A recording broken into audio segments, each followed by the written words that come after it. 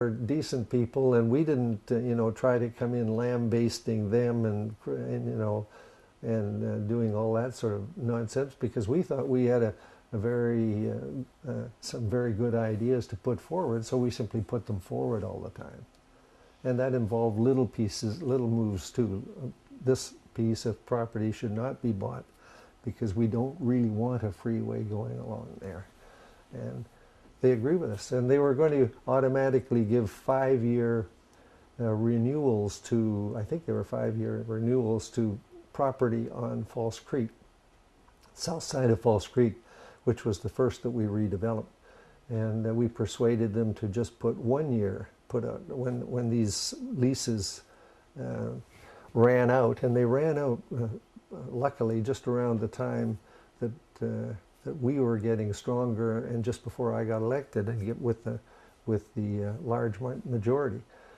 So during the year before that, we were urging the council not to put out 5-year leases for parking cars on False Creek land or something like that. 1 year instead. So they did 1 year. So when I got elected mayor, and Walter and I were there, and we knew what we were going to do. We'd been doing it thinking about it for 4 years, and we just started right off in the first month. First thing we looked for was Doug Sutcliffe, and someone like Doug Sutcliffe, who was an outstanding person, a very important person to all of us. And Walter was I put him as the False Creek Committee, and he was the chair of it. And Doug Sutcliffe was he had great experience in the construction industry and so on, and he was the project manager. So between Walter and Doug, they really got all that stuff done. It was great. And just focusing on the time before '72, when you guys took control, do you have any special anecdotes or remembrances of Walterisms during that time? I can't actually come up with a particular Walterism. I mean, Walter, he made scholarly speeches. He didn't make sort of dramatic speeches that got people angry or anything like that. He was an educator. He educated me a lot, and he educated the NPA Council too, to quite an extent. Educated Brian Calder, who then joined us. But I can't say that I really can think of specific occasions. I mean, Walter would be there with his bow tie, and giving his speeches, and they were good speeches, and they went over the head of a couple of the council members at that time, but he got respectfully listened to all the time there. So it's the trouble with being respected, and I think premature baldness helped. Yes, probably looked more like a professor. Yeah. I remember that election night in 1972. And I think it was the most exciting thing I'd ever experienced. It was exciting. Yeah, it was exciting, and for the right reasons. Oftentimes they're for the wrong reasons. You often get elections where you're throwing out somebody, and that was not that. It was an election about doing things differently, and bringing in people, not throwing out people. And when we had such a very outstanding members of council. I mean, we had Fritz Bowers, who was a professor of electrical engineers. We had Jeff Massey, who was a noted architect, and people like Mike Harcourt and Jack Volrich, who were younger, not so broadly owned, both strong enough that they became mayors later. It was an amazing council. Seti Pendikur, as well as Walter from UBC, and so it was a very good caliber council.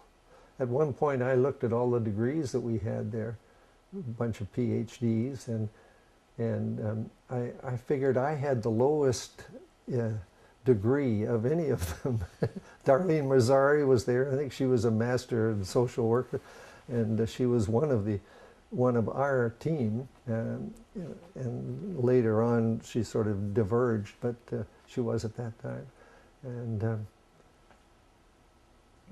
can't think. Oh, of course, Harry Rankin was there, and Marion Linnell was the lone NPA person that was reelected. I don't know what her degree was, but Harry's was a law degree, and I just had a Bachelor of Commerce degree, so it was a strong bunch. We're seeing Darlene tomorrow. Oh yeah. That'll be good. Yeah, yeah.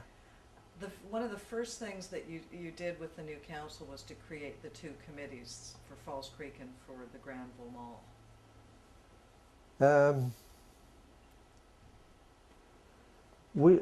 Actually, there were standing committees as well. You know, social services was a standing, finance was a standing committee, and so on. We did create a special committee for Falls Creek. I don't think we did the Granville Mall right at that time. It wasn't part of, I was looking back on my old inaugural speech, and I never mentioned the Granville Mall at that time. I think it came about 6 months later when we'd seen some information on Minneapolis, which had a mall that was had similar characteristics to Granville Street. And we thought about doing a mall here because it was part of trying to make the downtown a lived-in place, not just a place where you worked and then you got out of at 5 o'clock. And Well, that didn't really work. No, it doesn't really It work. didn't work, but I'm trying to get hold of Jeff Massey. His son Raymond's a friend of mine. oh yeah, Apparently he's up on I think it's Hernando. He's got a place up on one of the islands. probably. So he doesn't check in that often. No. Let's talk a little bit about Granville Island and Falls Creek. Yeah. Because that was really That was Dad's great. That was great. baby. Well, there was one other person that was very important when you mentioned Granville Island, and that was Ron Bassford.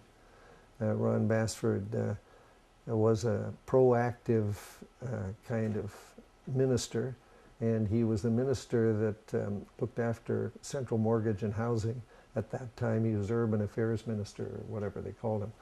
But Ron was very, very helpful to making that work because it received a $25 million pot in which to redevelop the area and get it going. A grant from the federal government. We would probably not have been able to swing that ourselves. And so it really gave the Granville Island idea a really big shot in the arm. And it worked way in excess of everybody's expectations. But it's also always made money for the federal government. So it was a very sensible thing to do, as it turned out. And we're glad it turned out that way. Naturally, it was wonderful. Well, it was Granville Island was really the thin end of the wedge for the Falls Creek development, wouldn't you say? No, not. I think the Falls Creek development would have taken place anyhow, but because we had envisioned that land doing that. But the idea of Granville Mall, I have no idea Granville Market. I don't really know whose idea that was, if there was any single person or what. There seemed to be a lot of people favoring it, but it was sort of a fuzzy idea. And you know, often if you had a piece of property or something, they'd say, oh, we'll make a market out of it, you know, or we'll have crafts in it or something like that.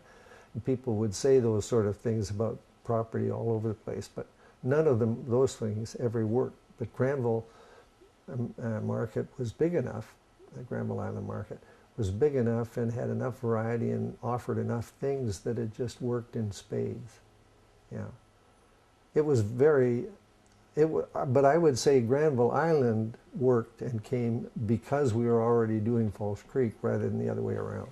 Because we'd been talking about Falls Creek long before the idea of Granville Island came up. Well, I know Dad's earliest paper on that, he wrote in 1958. Oh, when he first did he started mention Granville Island there? Because I don't remember that. Yeah. Oh, well, I'm wrong. Yeah, there's a book on Granville Island that specifically deals, it says it relates back to his 58 study that he did relating to Granville Island, but it was part of the larger canvas of False Creek, of course. Anyhow, it was a great idea, and I never, when you mentioned it there, I hadn't really recalled talking about it again. For instance, in my inaugural address, I don't think I mentioned the Granville Market, Granville Island Market particularly, but the False Creek development in total. Yeah, that was certainly a big part of it. Can you describe and wherever possible bring Walter's specific involvement, the steps that led in the rezoning and reorchestration of False Creek? My memory's a little shaky on this, but one of the big steps was that there was a property that the city owned. This was back when we were councilors, and I don't know how early it was, but it was fairly early. It was a property that we owned, we the city, in Burnaby for a future cemetery. And Burnaby wanted that property. And somehow or other it got, the False Creek area was owned by the province, I think. And the province traded, there was a trade of properties with the cemetery property owned by the city, and somehow or other the False Creek that and the somehow or other it must have been some sort of three-way change, so that it was we took over ownership of that property, and we had ownership of that property for I think most of the time that we were aldermen, because that's when we learned about these leases and all that kind of stuff and tried to get them to all terminate in 1972. On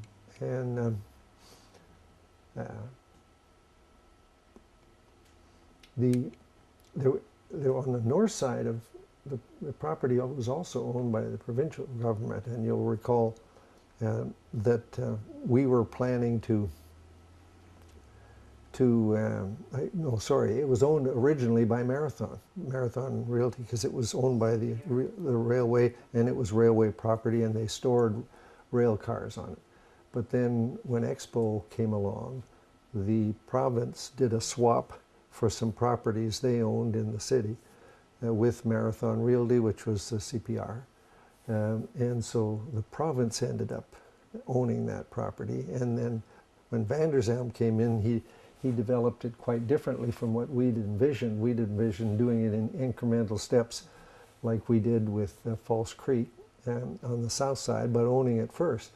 And they didn't want to own it. They wanted to get rid of it and have somebody else develop it, which proved to be an excellent development, I think. Having a single developer do all that was a good development. I don't know if it was all that good a financial deal for the city, because it was pretty valuable property, and I always thought they sold it fairly cheap. But that's a different matter. The important thing, it was developed well. And we started with the property swap, and then the leases, and making sure they didn't go on too far. And then we were ready to go when we had a majority, and everybody, we campaigned on the basis of False Creek, so you didn't have to ask the public anything. And it financed itself. We owned the land, and we got I think a loan at that time from Central Mortgage and Housing as a sort of interim money while we developed this. And then, but we didn't sell the property. We decided to lease it to people. It was a bit of an experiment, and I think the experiment worked okay, but it probably in the long term will be sold to people, to residents there. Although the public, the school and the playground and all that stuff will be kept, but it proved a nice place to live. I lived there for 10 years, and we had a young boy go right through the whole of elementary school there. Excellent. little far from high school, though, so that made us move out ultimately. But it was a very nice place to live. It was an experiment also in the mixture of housing types, It including was. social housing. It was. That was a very interesting experiment, and it worked. There were no, feuds, or there was no harm done by having a whole lot of subsidized housing mixed in with not completely owned housing, but the buildings were owned, and the ground all was owned by the city. But yes, that experiment worked, and it really led to a policy of the cities to where new areas were developed. They wanted to try and get a bit of a mix of incomes into all new developments. For even Cole Harbour, where I live now, the whole Concord Pacific development has involved the inclusion of some subsidized housing of some sort in all these as a requirement of their rezoning. Another big part of it was the provision for green space. Yeah. Yeah, well, Falls Creek on the south side had a lot of green space because it was a park and a school with a playground and all that as well. But one of the it's not exactly green, but one of the most important aspects of it was a waterfront walkway. And of course now, at that time, Stanley Park seawall was not complete. You couldn't walk around it. There were large parts that had not been done. So those were accelerated and got done. And now, of course, it's a network thing, and it goes all over the place. But it's that's the very important thing. The seawall is a very important thing to the way of life that we have in Vancouver. Couldn't agree more. I rollerblade it Yeah. all the time. I bike ride it because I hate riding my bike up hills. And it's a wonderful place. You can go about 20 kilometers without a hill. It's just a very enjoyable area. Yeah. May told a story the other day, I can't get rid of this fly, about them getting a canoe, all of the team candidates for Parks Board, and taking the canoe up Falls Creek and to attract press coverage. I remember that, yeah. May is very inspirational, May came to our campaign. This is a little off subject right now, but in Vancouver Langara, she doesn't live there, but she came to see if she could help Carol. And so we included her in the campaign committee. And here's this little 85-year-old lady who's about, a bit high. and our campaign manager, I don't think really envisioned what she was.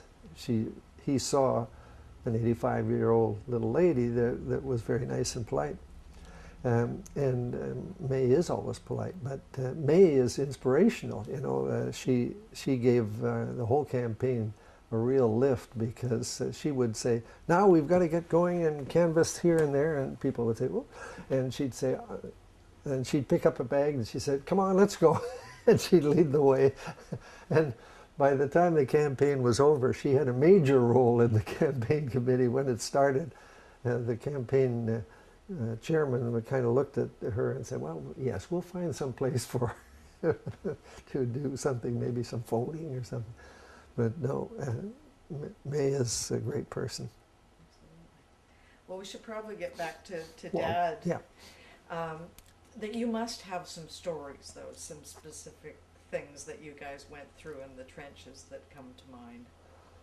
Well, I think I more remember, in a way, things like we went over the council agendas together every week before the council met.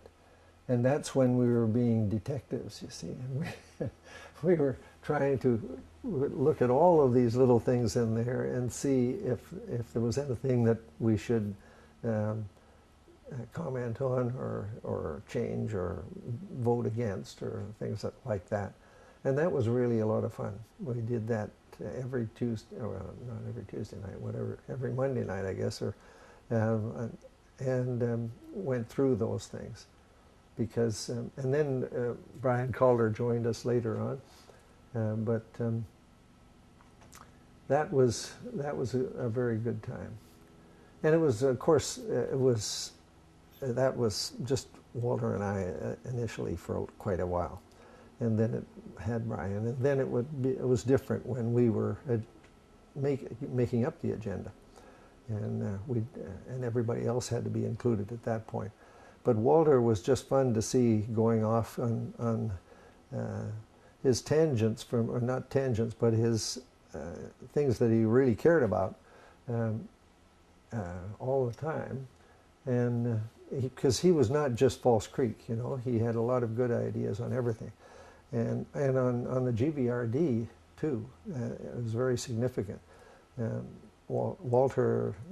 There were some quite creative things happening in the GVRD at that point,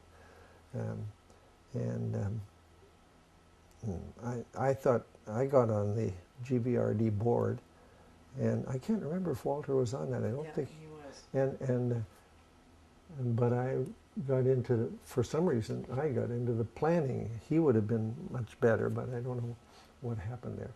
But I got into the planning of it, and that was at the time then the GVRD had the power to zone, basically, and it was taken away from them later by Vanderzem.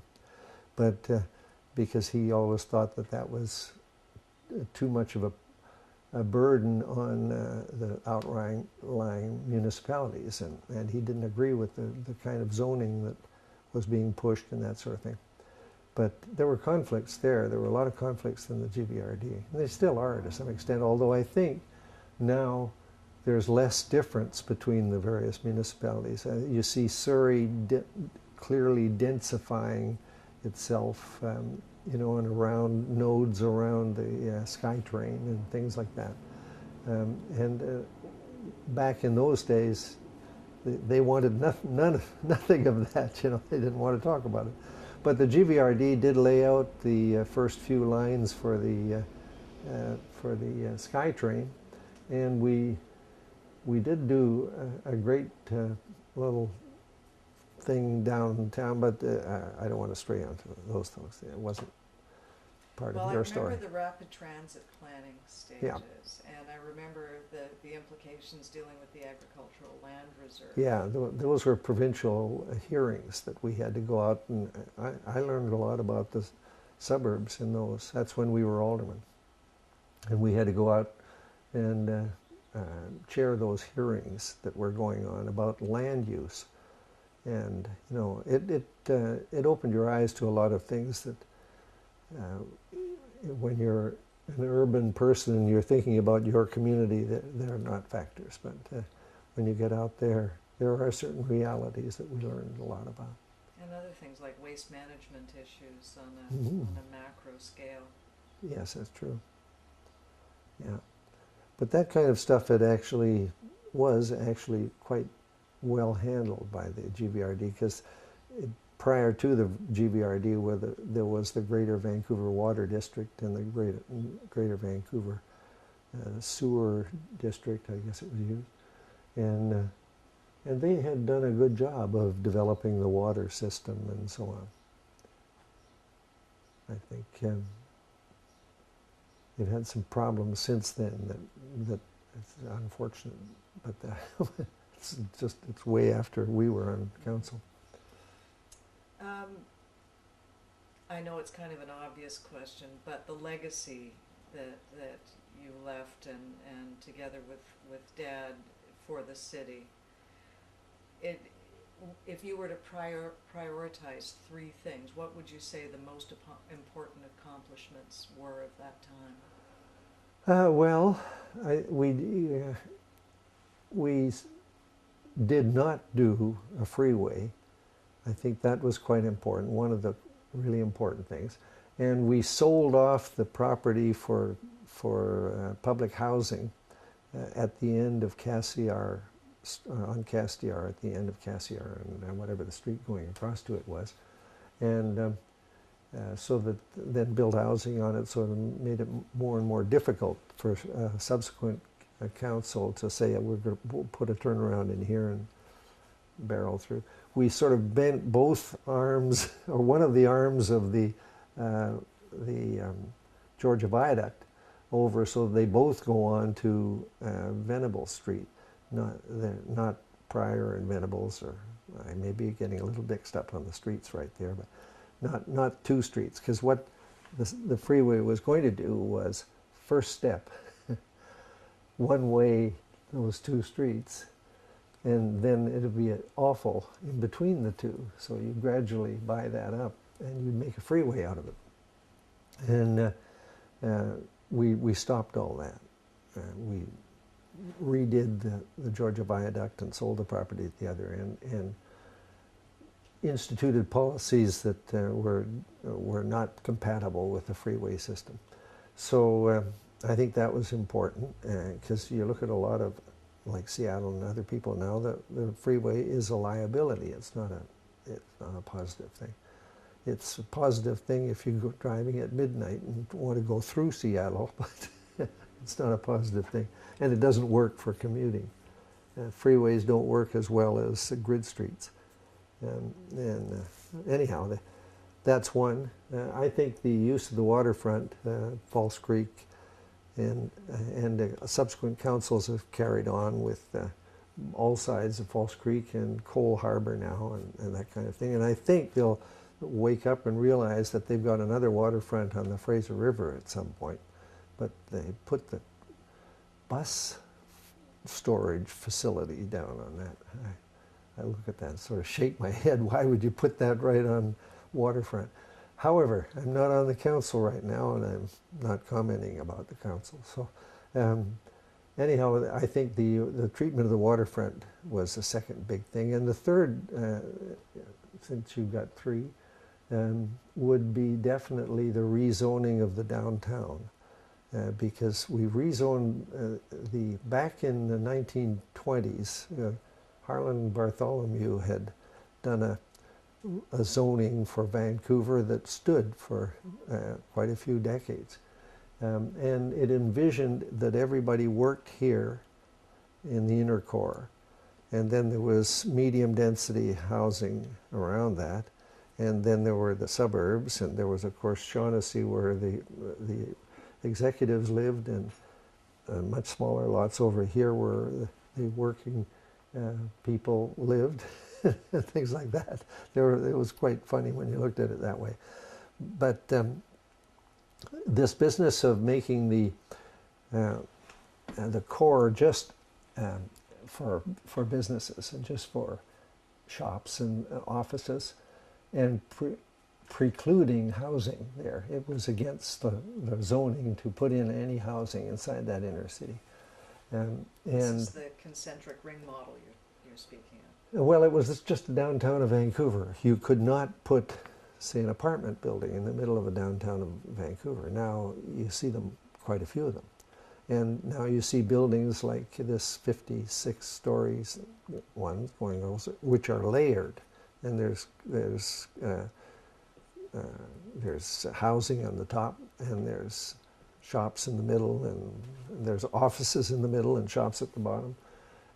Anyhow, we did change the downtown zoning, and Walter was very keen on this too, to be flexible and to mix it, because somebody or other who was very important in city planning in the past said that North American cities are built to work in and get out of, and European cities are built to live in and enjoy. And I probably screwed up the quotes a little bit, but that concept was very important to us. And we tried with Granville Mall, which didn't really work very well. It was premature, for one thing. But we tried to get people to go out and eat on the sidewalk, and nobody did that then. you couldn't make them go out there, so it took a while. I think it really took Starbucks And then one of the great things about Starbucks is people started drinking coffee on the streets, and you've got a lot more restaurants outside now with outside tables and everything. And it's much more European. Um, the third thing we tried to do was make the city a livable place.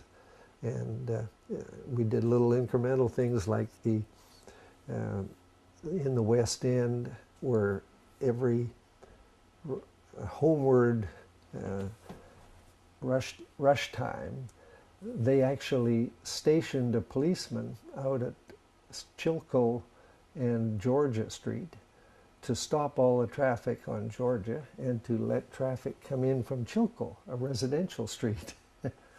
And the engineers thought that it was, they thought the West End was a place to drive through. They never thought of people actually living there, And so they just wanted to get as many cars through the West End as they could.